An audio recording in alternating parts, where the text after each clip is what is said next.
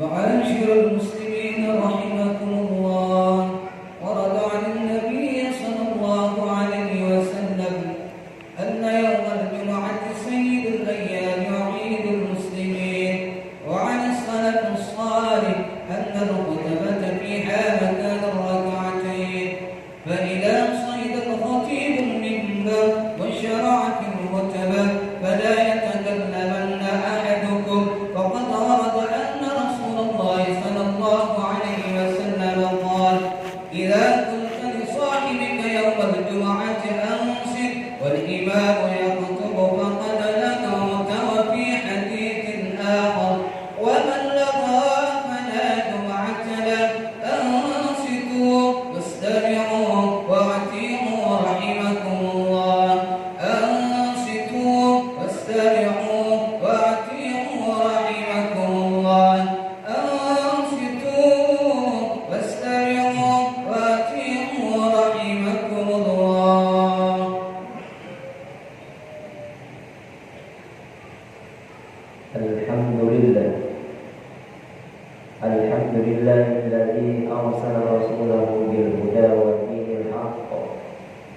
ليظهره على الدين كله ولو كره الكافرون أشهد أن لا إله إلا الله وحده لا شريك له وأشهد أن محمدا عبده ورسوله اللهم صل وسلم وبارك على سيدنا محمد وعلى آله وأصحابه والتابعين لهم بإحسان إلى يوم الدين أما بعد فيا عباد الله أوصيكم ونفسي بتقوى الله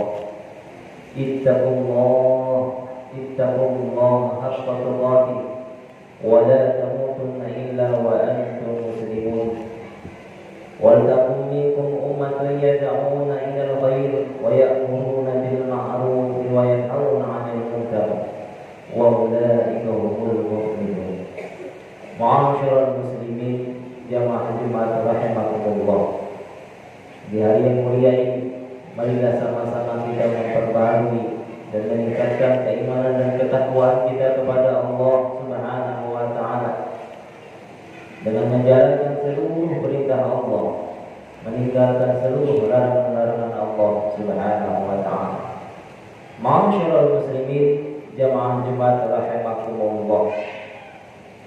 Sekarang kita berada di bulan yang mulia, yaitu bulan Rabiul Awal, bulan kegembiraan bagi kita umat Islam, bulan yang mana telah dilahirkan orang yang paling mulia, pimpinan para nabi dan rasul, yaitu junjungan kita Nabi besar Muhammad sallallahu alaihi wasallam.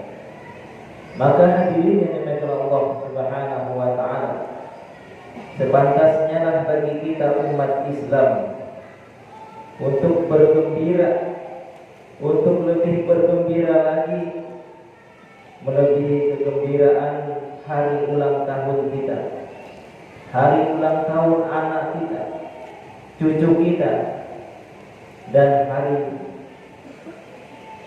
tahun baru.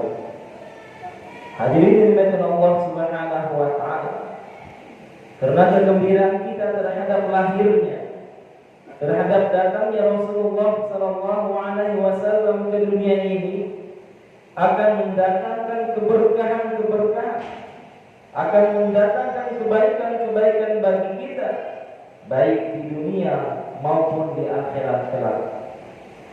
Hadirin yang dimuliakan Allah Subhanahu wa taala, di dalam kitab Al-Anwar Muhammadin diceritakan tentang Abu Lahab. Dia adalah termasuk orang yang masuk ke dalam neraka, disiksa di dalam nerakanya Allah dikarenakan dia adalah orang yang tidak mau masuk Islam, orang yang menentang Islam, dan orang yang menghina Al-Quran. Namun diceritakan bahwa setiap malam Senin Abu Lahab mendapatkan keringanan di dalam siksaannya. Bahkan dikatakan dia bisa menghisap dan meminum air yang keluar dari kedua jarinya. Ini semua terjadi karena saat kelahiran Nabi sallallahu alaihi wasallam dia ikut bergembira, berbahagia. Dalam kegembiraannya itu ia telah memerdekakan budak yang bernama Suwaibah. Hadirin yang dimuliakan Allah Subhanahu wa taala, jika Abu Lahab yang kafir, yang menentang Islam dan yang menghina Al-Quran itu saja dibalas oleh Allah sedemikian rupa karena ia pernah gembira saat kelahiran Rasulullah sallallahu alaihi wasallam, maka apalagi dengan kita orang Islam yang mau bergembira, yang mau senang, suka dengan hari kelahiran Rasulullah sallallahu alaihi wasallam dengan mengadakan maulid di masjid-masjid kita, di rumah-rumah kita, dan dengan memperbanyak sedekah. Tentunya Allah Subhanahu wa taala akan memberikan balasan kebaikan kepada kita yang begitu besar. Imam Jalaluddin Asyuti pernah mengatakan di dalam kitab Wasailnya, tidak ada rumah atau masjid atau tanah lapang yang digunakan sebagai tempat peringatan Maulid Nabi sallallahu alaihi wasallam kecuali akan dikelilingi oleh para malaikat, dan Allah Subhanahu wa taala akan menurunkan rahmatnya ke tempat tersebut. Ma'asyiral muslimin, jamaah Jumat rahimakumullah. Kita hidup di dunia ini bukan sekedar hidup, tapi hidupnya kita di dunia ini akan ada pertanggungjawabannya di akhirat kelak atas amal-amal kita, perbuatan-perbuatan kita yang kita lakukan semasa di dunia ini. Di dalam kehidupan inilah yang akan menentukan kita akan selamat di akhirat ataukah akan celaka.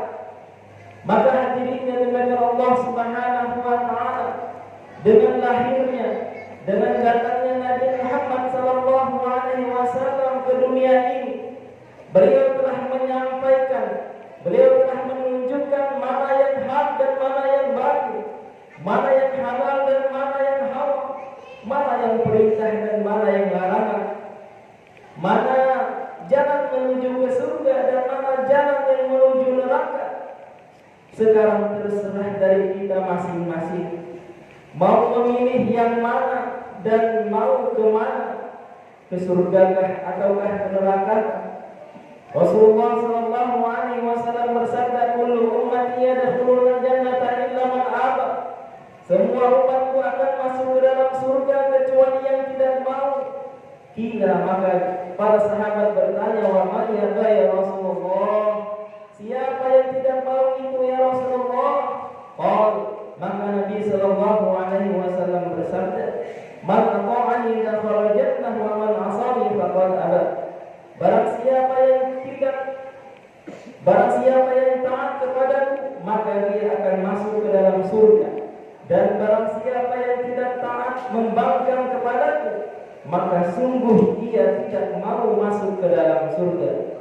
Hadirin yang dimuliakan Allah Subhanahu wa taala, kalau kita lihat dari hadis di atas, sebenarnya banyak orang yang tidak mau masuk surga, walaupun keinginan dan ucapannya mau masuk surga, namun dilihat dari perbuatannya, dilihat dari amalannya, menunjukkan ketidakmauannya untuk masuk ke dalam surga. Orang yang tidak mau sholat berarti ia tidak mau masuk surga. Orang yang tidak mau puasa di bulan Ramadan berarti dia tidak mau masuk surga. Orang yang tidak mau menutup aurat berarti dia tidak mau masuk ke dalam surga. Orang yang selalu makan dan meminum perkara yang haram berarti dia tidak mau masuk surga. Intinya, siapa saja yang tidak mau menjalankan perintah Allah dan Rasulnya dan melanggar larangan Allah dan Rasulnya, itulah orang-orang yang tidak mau masuk surga. Semoga Allah Subhanahu wa taala memberikan kekuatan kepada kita untuk menjalankan semua perintah-perintahnya dan menjauhi larangan-larangannya. Amin amin ya rabbal alamin. Ja'alallahu wa iyyakum minal faizin amin wa adkhalna wa iyyakum fi zumratil muttaqin al-mu'minin. A'udzu billahi minasy syaithanir rajim. Bismillahirrahmanirrahim. Wa man ya'mal minas salihati min dzakarin aw untha wa huwa mu'minun fa ulaika yadkhuluna al-jannah wa la yuzlamuna naqira. Barakallahu li wa lakum fil Qur'anil 'azim. ونفعني وإياكم بما فيه من الآية والذكر الحكيم. إنه تعالى جواد الملك البر الرؤوف الرحيم. وقل رب اغفر وارحم وأنت خير الراحمين. اللهم صل وسلم وزد عنهم وتقبل وبارك بجلالك وكرمك على أشرف عبادك سيدنا ومولانا محمد وعن كل أصحابه أجمعين. الحمد لله رب العالمين. أشهد أن لا إله إلا الله وحده لا شريك له وأشهد أن محمدا عبده ورسوله. اللهم صل وسلم وبارك على سيدنا محمد وعلى آله وصحبه والتابعين له بإحسان إلى يوم الدين. أما بعد، فيا عباد الله اتقوا الله حق تقاته